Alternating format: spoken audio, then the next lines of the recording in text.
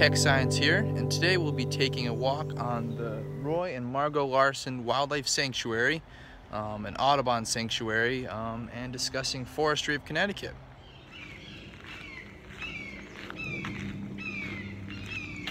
Hear that? It's a red-shouldered hawk.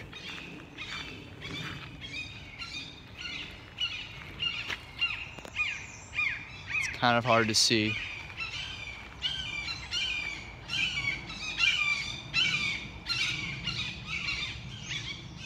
They have a nest nearby.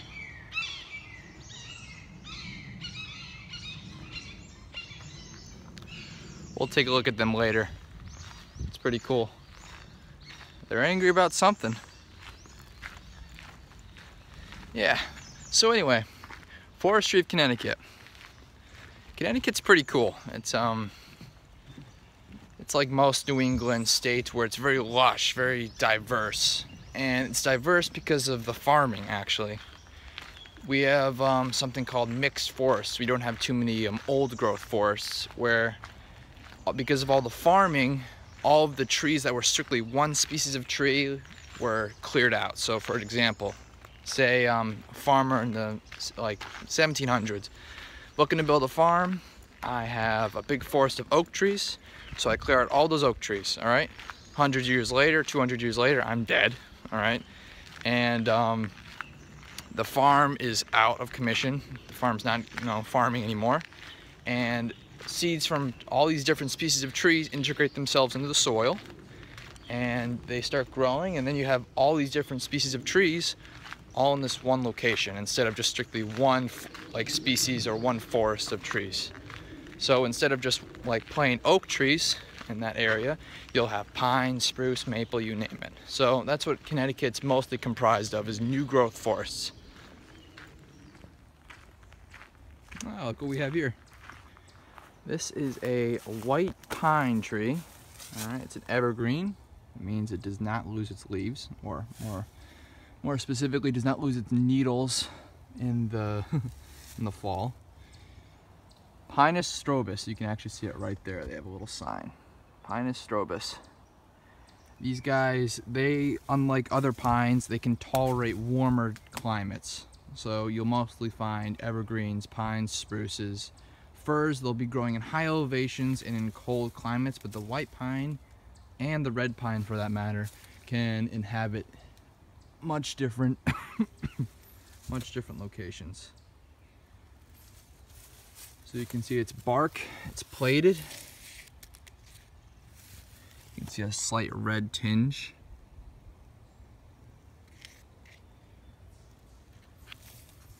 These trees can get fairly large, some being 150 feet tall, 3 to 4 foot diameter, but I'm sure there are very, very large specimens that can be even larger and taller than that. You can find a cone. Here's an old cone from last season. They can vary in size around 6-7 inches, although they're usually around 6.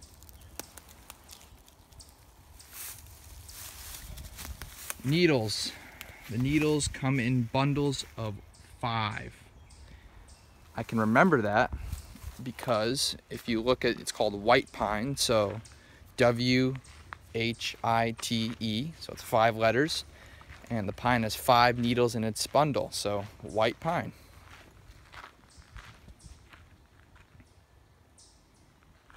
Here's another labeled tree. Big tooth aspen. Populus granidentata. I think I pronounced that right.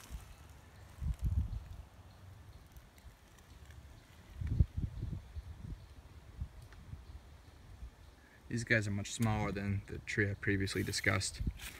Usually around 50 feet, 70 feet tops, but I haven't seen any that get any larger than that.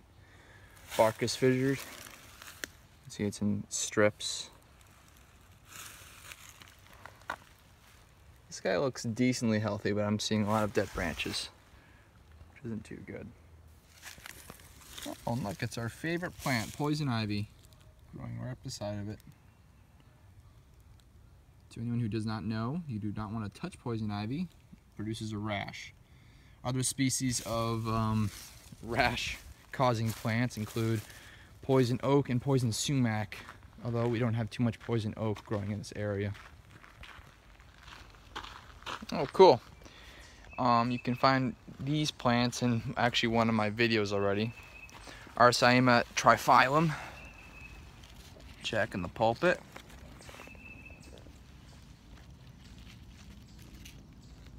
These guys like moist areas. The leaves grow in threes. It's a nice plant. You can find more information on them in my video. I'd rather not talk about them because I already have. Yep.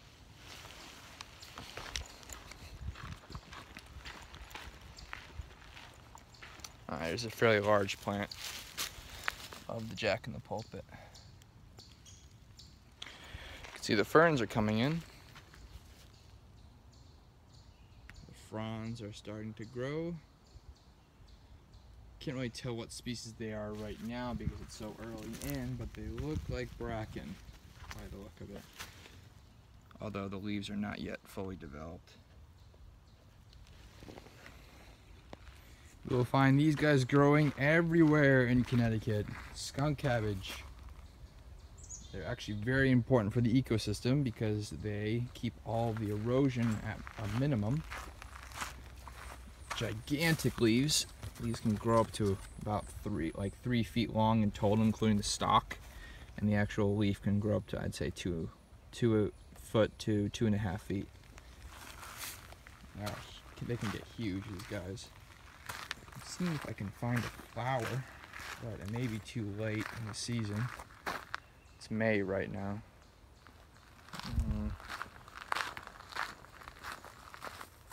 See what I'm talking about? This thing is huge. Look at the size of this leaf. I actually have one of my videos on them already, but the reason why they're called skunk cabbage is because, one, their flower gives off a skunk-like stench to attract flies. That's their main pollinators. And when you break their leaves, the smell of a skunk, you can smell that. Yeah, I can't find any flowers. We'll keep an eye out for them. Here's more bracken.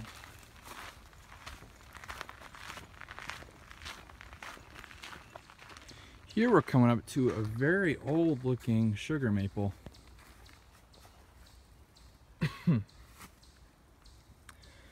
Sugar maples are highly prized for their maple syrup.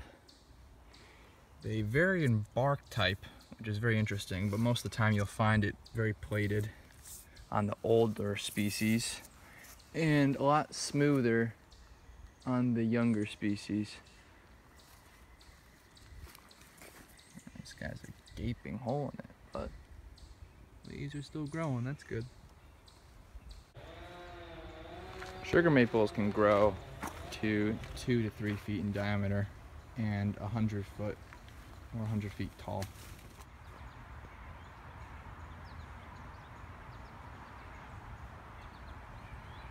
Ooh, sassafras. Now these guys are cool and they're very easy to distinguish because they actually have different leaves or different leaf types on the same plant. So sometimes you'll find it's like a half a glove, they call it, where basically it looks like this, but it doesn't have the all the way to the right lobe or all the way to the left lobe. Other times they'll have the full leaf. Younger leaves don't even have the lobes yet. 70 feet tall, not largest. Yellow birch tree.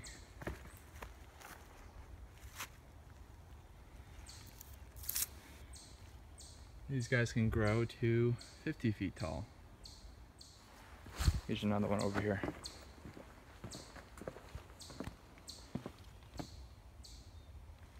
The bark is peeling off, similar to the paper birch, but the bark is much darker. Hence the name. Up here, I noticed it as I was trying to find the sugar maple. We have the American beech. Very distinct leaves, very simple. Toothed along the edges. And even on older species, the bark is very, very smooth. So this is younger. I'll kind of point out when we find an older one, but the bark is very smooth. They're very easy to identify. These guys can grow around 70 feet tall. I've seen some species with a 2, 3, 4 foot diameter, although of course I'm sure there are much larger species out there. Here we have the tulip tree. You can see the bark kind of comes, it's very fissured. You can see it's starting to come into kind of with a V diamond shape. Older specimens, which I know I'll come across an older one later in this video, have very distinct diamond shape. These guys can get huge and they grow very, very fast. They can get up to 200 feet tall and a 5 foot diameter, although I've actually seen bigger.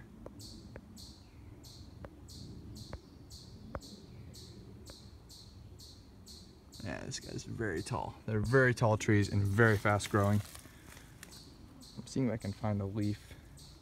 The leaf is very, very distinguishable. There are no leaves around here, just all dead ones.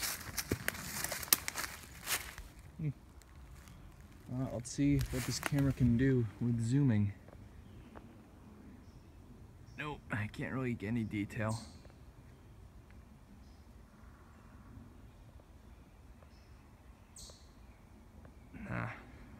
My apologies. If I find one, I'll show it. Oh, here we go.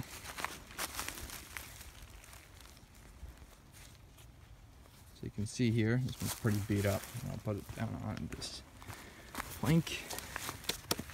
So, you can see it is a very distinct leaf, very distinct shape. Has this sort of I don't even know how to describe it. Has 1, 2, 3, 4, 5, 6 points on the older leaves. This is a younger leaf, so it has more. But it's very easy to recognize. This is a tulip tree leaf. Cool.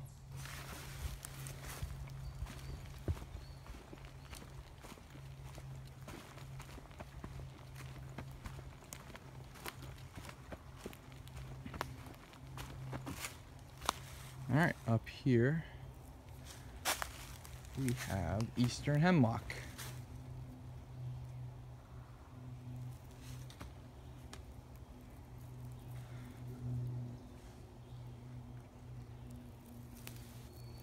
These guys are fairly easy to distinguish.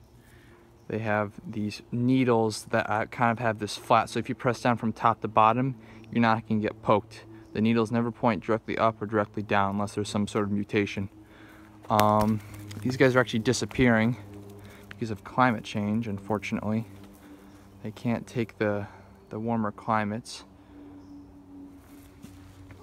Look at the bark. Bark is scaly, nice and scaly with a red tinge. They can grow up to 60 feet tall with a 1 to 2 foot diameter at most. Like I said, this skunk cabbage is everywhere. You will find this everywhere in wetlands in Connecticut. I'm still keeping an eye out for a flower, but I do not think I'll find one. Yep, there's the eastern hemlock.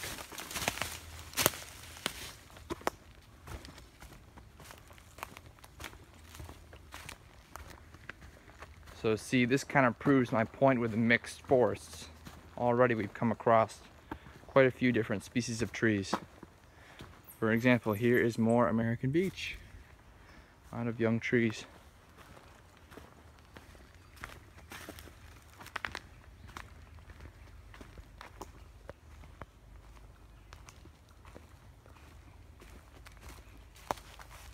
Cool little place to hide.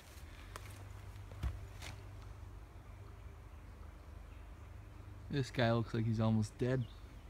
I can't even really tell. I think it's an oak by the look of it. Yeah, looks like a red oak.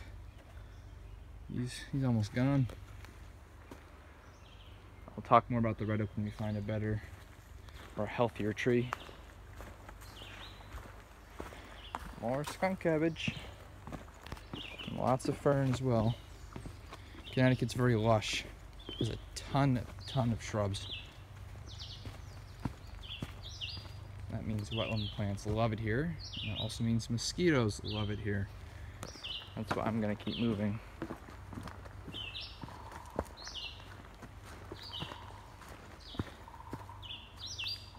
Hear that? You can hear under all the birds talking to each other is a woodpecker. I don't really know what species it sounds, but it does not sound like a very large woodpecker. I would think it would be a downy woodpecker. We do have pileated here though, pileated woodpeckers. Pileated woodpeckers are very easy to distinguish. They have a nice bright red crown. Downy woodpeckers are black and white.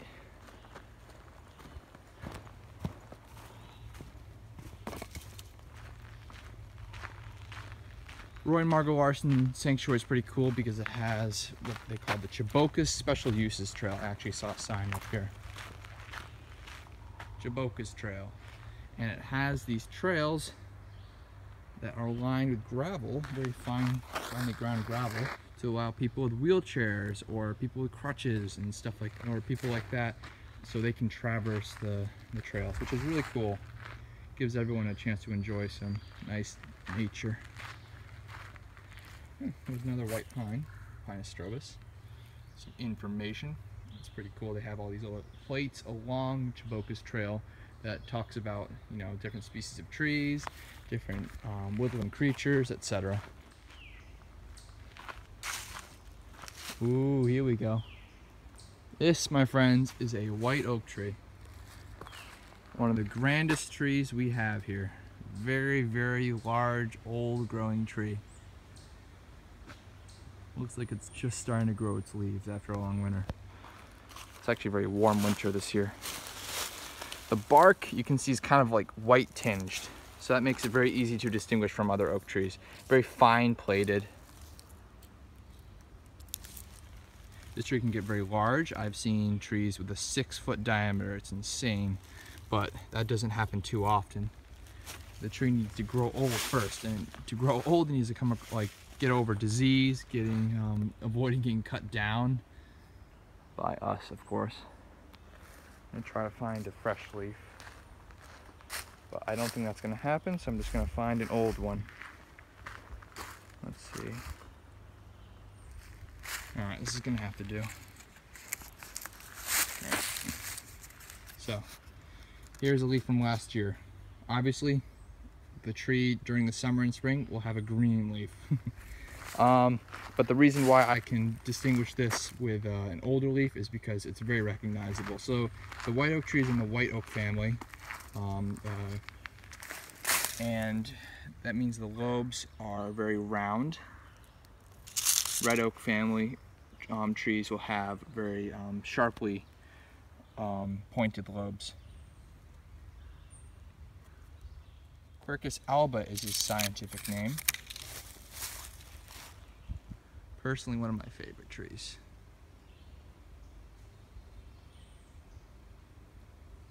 Pretty cool. So this one's very young, very large plates. So the younger the tree, the larger the plates, and the more quote-unquote white the plates are. Quercus alba. That's what's cool about this Chibocas Trail. It has all these nice signs, so people who don't know what the tree is can distinguish it. Here we have the red oak, Quercus rubra. Oh, look at there, sign, in case you forget the scientific name. Now these guys are different, the bark is much different.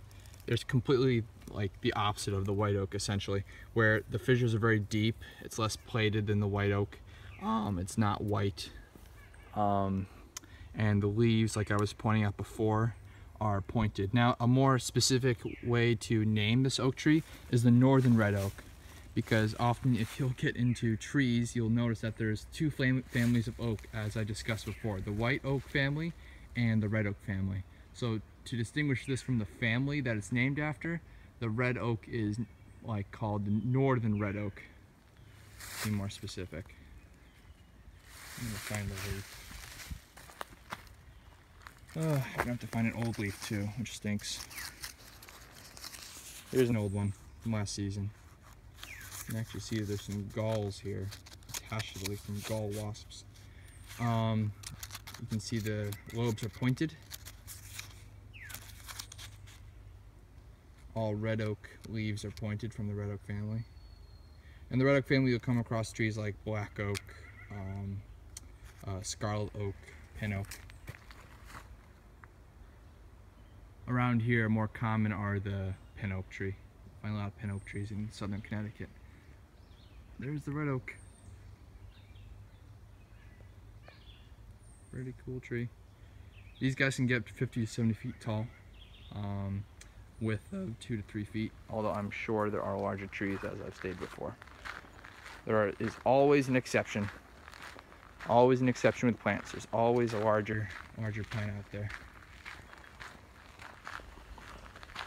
Here's a fairly large American beech, as we discussed before. Nice smooth bark. This is an older one. They're beautiful trees. They're one of the first to get their leaves and one of the last to lose them. So in the fall, they'll hang on to their leaves. The young ones actually sometimes hang on to their leaves throughout the winter, and they'll lose them in the spring when they sprout the new leaves on their twigs.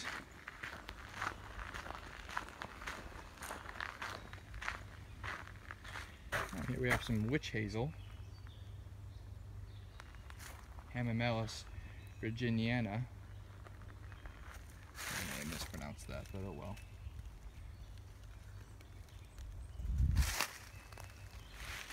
They're a very small tree, I guess you can call it that. This one doesn't seem to have sprouted much of its leaves yet.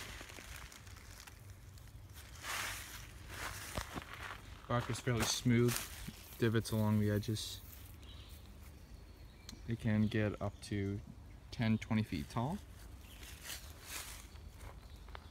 This one's actually pretty large for a witch hazel. We're going to head deeper into the marsh. So we're heading into an area called Pin Oak Swamp. Pin Oak Swamp is named because, I think because of the pin oaks that reside near the swamp. But I actually haven't seen too many pin oaks around here.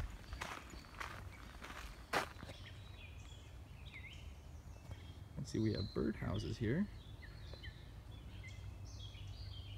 Wood ducks love these birdhouses. They use them. And look, what do you know? More skunk cabbage.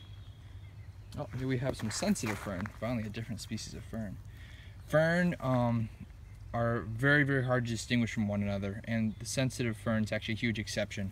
You can tell it's a sensitive fern because at the top of each frond, the leaflets actually are connected to each other. So you can see it's actually connected to each other. Opposed to, this looks like a bracken, opposed to the leaflets being completely separate from one another, each frond. But yeah, fern are very hard to distinguish from one another. Like, I'm not even sure if this is a bracken. This might be something completely different. There are thousands of different species of fern.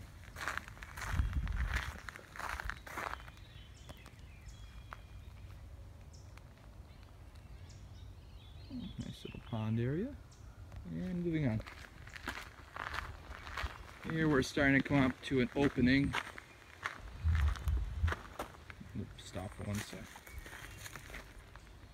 Another tulip tree.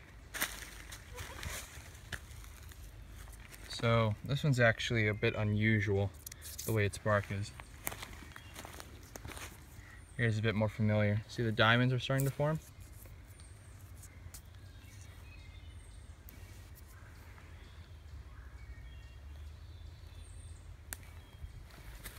These guys can get huge.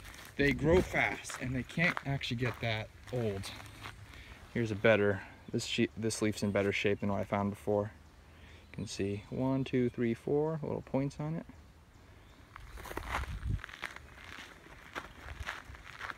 Alright, so we're coming to an opening. In this late summer, there's tons of different species of wildflowers here. I'll see what I can find right now. Already we're at a very vast opening. There's a few evergreens around here. There is a Norway spruce. We'll take a closer look on that later. There's a white pine, like we discussed before. This one's actually low enough so I can show you the needles. Let's go check it out. Here we have some needles. Trying to get it in focus.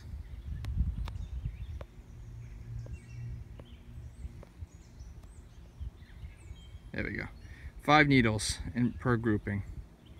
That's the only plant I really needed to make.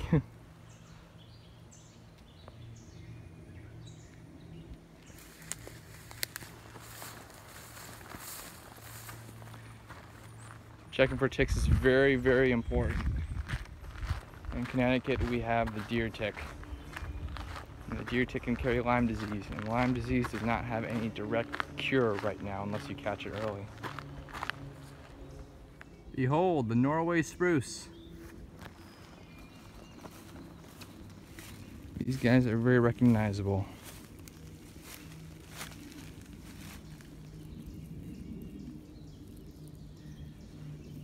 Like most spruces, have these nice needles going along each twig.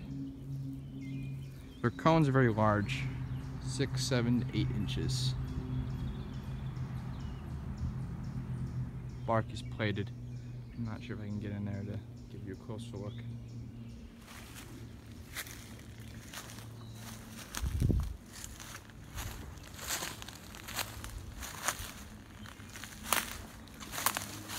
That's as close as I'm gonna get. There's the bark. You can get up to 100 feet tall, 2 to 3 foot diameter.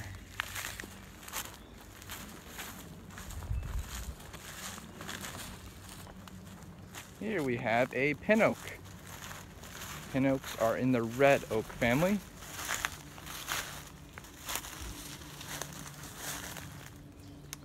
You can see their leaves are much thinner than red oak leaves. They have 2 lobes going along the side and 1 main lobe going in the middle. Their bark is actually relatively smooth compared to some other oaks, but it's rough. So it lacks fissures, but is relatively rough. You can see there's very fine fissures here. That's pretty cool. Look, oaks growing all around the sign, and in the middle is a firefly.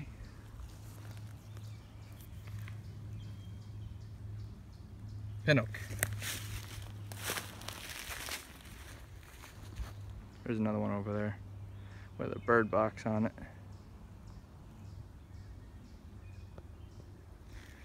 Over here it looks like we have a eastern red cedar.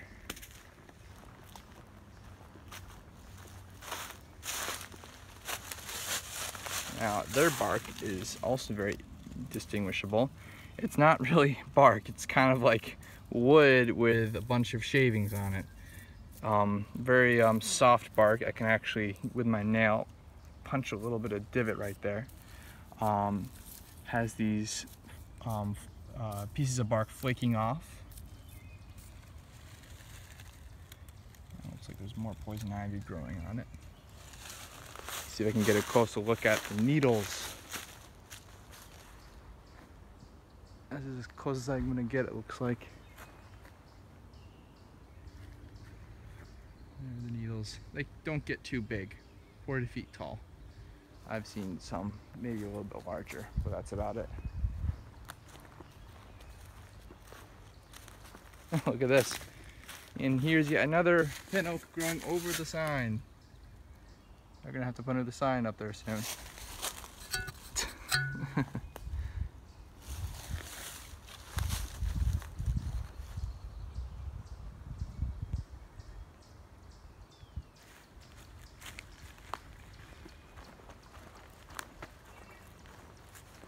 Oh, let's check this out. Here's an open bird box over here, so I don't think there'll be any nest in there.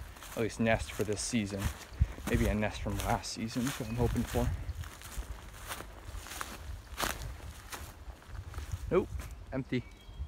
Well, you can see this is how the makeup of it. It's pretty simple. Just a nail or a screw going through this plank with a hole in it, which is features of the door, or is used as the door, so they can clean out the bird box each season. Birds go through the hole, make their nest, that's about it. And it's next to another red cedar.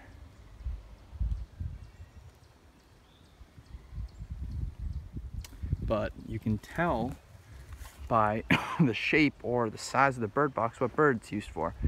This one looks like it's used for different species of warblers or smaller birds. The box I was pointing out earlier for the wood duck is very large compared to that bird box.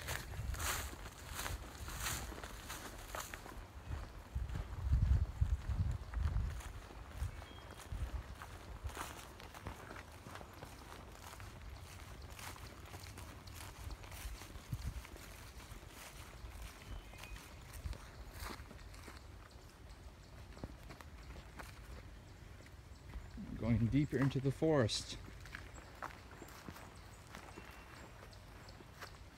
Here's another nice sized sugar maple. Often you'll find with hardwood or deciduous trees is that the more whacked up the bark looks, the more beat up it looks, the older the tree tends to be. Alright, you can see there's saying a trail sign, but there's not much of a trail going through here, so I'm going to keep walking. You may hear a chirping in the background. That is a chipmunk. They're kind of annoying, for me at least. There's just so many of them. And they just do not stop chirping.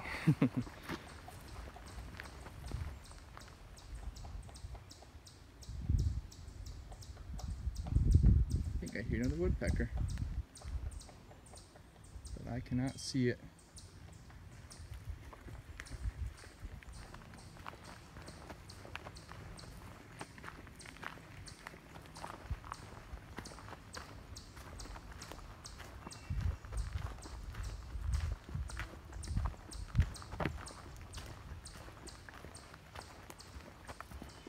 Well, look what I found. Now this, if I put from a different angle, this is a shag bark hickory. And it's called that because of the bark that looks like it's just peeling right off. It's all shaggy.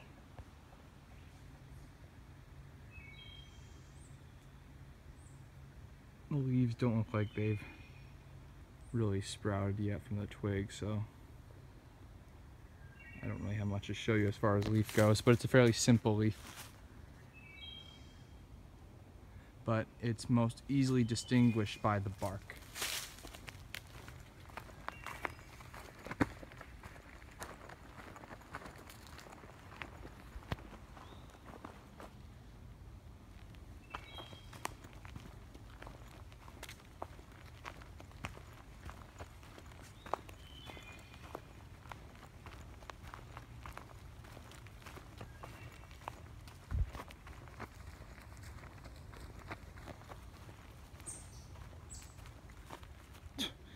We have a pipeline going right through the sanctuary. Goes from here to there. Going right through in that direction.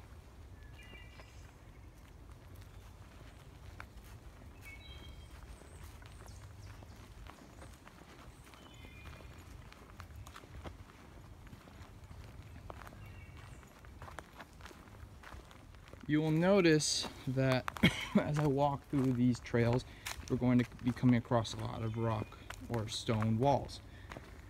These are remnants of those farms I was talking about. So this sanctuary actually used to be all farmland used for sheep.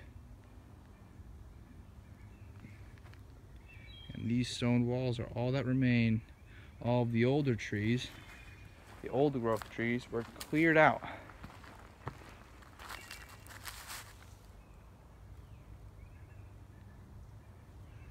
just leaving these stone walls to be built. They built the stone walls, they farm all they want. Farming starts to come to an end, the farms are abandoned, and the trees start growing, and then we have these mixed forests.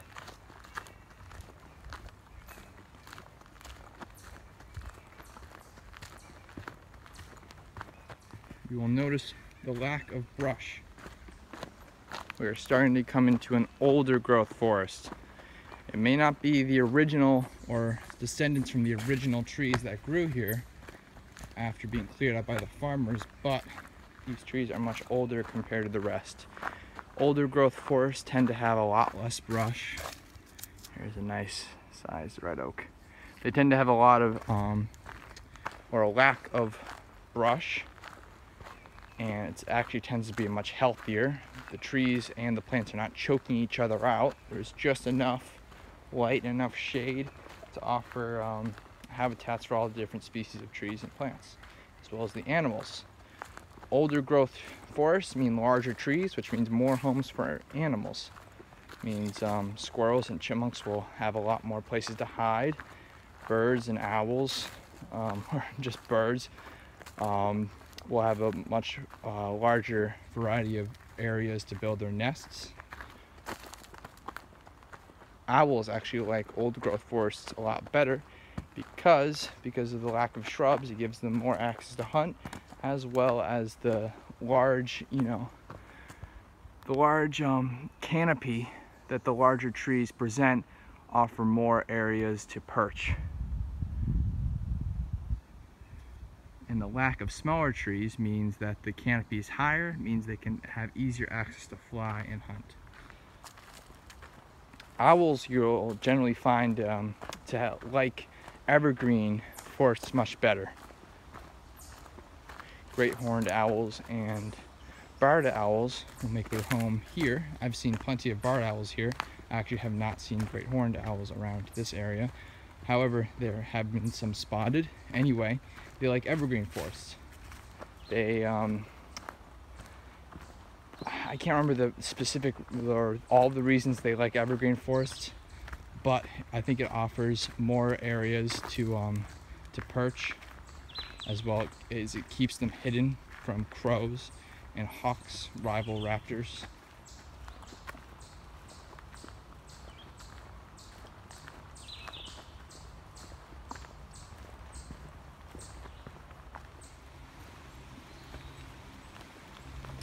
Here we have one of the rivers in the Roy and Margot Larson Sanctuary. Chipmunk right there. Hiding under the bridge. Here we have one of the rivers. This is pretty clogged up actually. You don't want it to be that clogged up because the more still the water, the more habitat it provides for mosquitoes, which we are overpopulated in right now. Anyway, I have actually found white river crayfish here, which is really cool. There's a bunch of them, although I haven't seen them in a few years.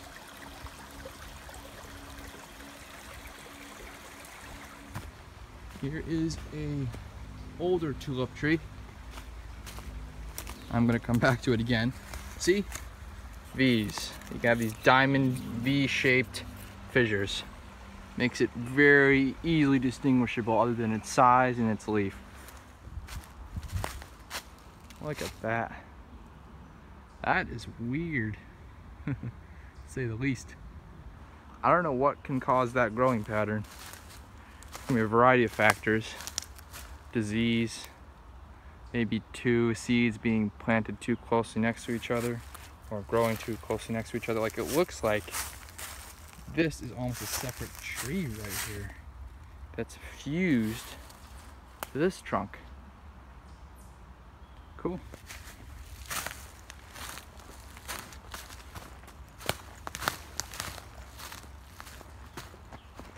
Trees are pretty cool. They have plenty of different defense mechanisms, I guess you can call it, that will defend against different diseases.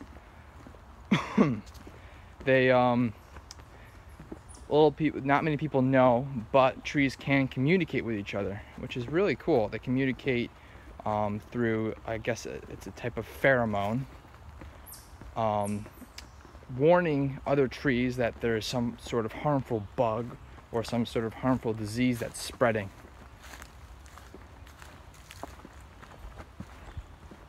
So you'll have these knots growing in the tree.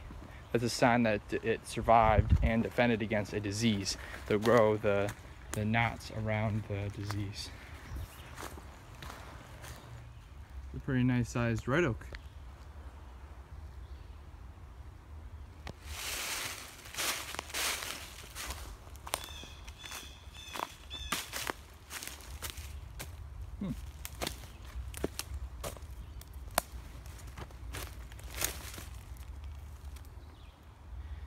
When trees grow like this, it's pretty confusing. Sometimes it's two trees fusing together, creating one giant tree.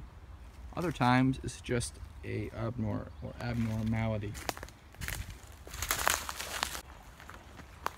That is a very shallow flow of water. Now, there is a plant, probably every one of you has seen it. It's called Phragmites. Phragmites, also known as foxtail, is a large reed. It's also known as common reed that grows up to 9 feet tall. It's a very tough plant. It's distinguished by its, first of all, by its size, but it has a very bushy type of flower. Anyway, these plants are extremely invasive, and they're pushing out all of our native reeds and native plants, including these guys. Now I don't see, there's one from last season. This is the common cattail, the broadleaf cattail, Typha latifolia. And they are crucial for the survival of many different species of plants and animals, as well as birds. Birds will build their nests in the cattails. Cattails are very easily recognizable. Unfortunately, I don't see any full seed heads right now, but there's a seed head from last year letting out all of its seeds. It can hold, I think it's 10,000 or more, may even be more than that, seeds in each seed head. The male part of the flower is actually on the spike, and the female part is the seed head itself. Now don't get these guys confused with the narrowleaf cattail. The narrowleaf cattail is like the Phragmites. It's a very invasive species of plant. They're having a problem with those guys down south right now, where the sugarcane farms, they're producing sugarcane, and the sugarcane is making the water much more, high in sugar. Narrowleaf cattails love that, and they just take off. They just take over. They push all the native species out by just growing. They're more aggressive. Now, you'll hear people talking about quote-unquote aggressive plants. What they mean by that is the plant it grows faster, it spreads, and it pushes, so it chokes out the other plants by either destroying its root system with its root system, blocking out light, making the habitat unsuitable for the plant to live there. That's what they mean by an aggressive plant. So Phragmites, aggressive plant. Narrowleaf cattail, aggressive plant.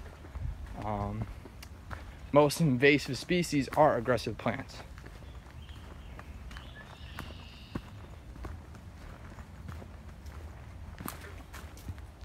Ponds of Connecticut will have a large variety of amphibians growing in it. Growing up in it. Bullfrogs, which are actually introduced, they're not native here. Green frogs, which are native, I believe, last time I checked. Wood frogs, different species of wood frogs. There's many different species. You will notice there's much more brush around here. We're starting to get into a younger growth forest. Now, another name for old growth forest, and it doesn't have to be an old growth forest, and it isn't all old growth forests, are climax forests. That means they have the most suitable environment conditions for many different species, a very large variety of native species. Pileated woodpeckers love climax forests. And they are 99% old growth, but they do not have to be, nor are they always. Alright, we could go along here, but we're going to go to the red-shouldered hawk nest. Here is a nice duck pond. Canada geese will usually make a stop here. The hawk nest I was talking about is right over here. Here's where the hawk nest theoretically is.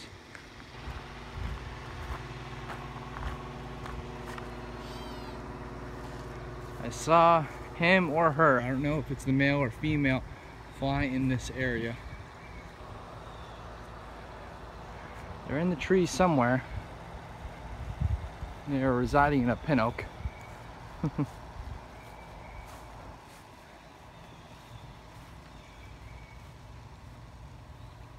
There he goes. Ah, he's too far away.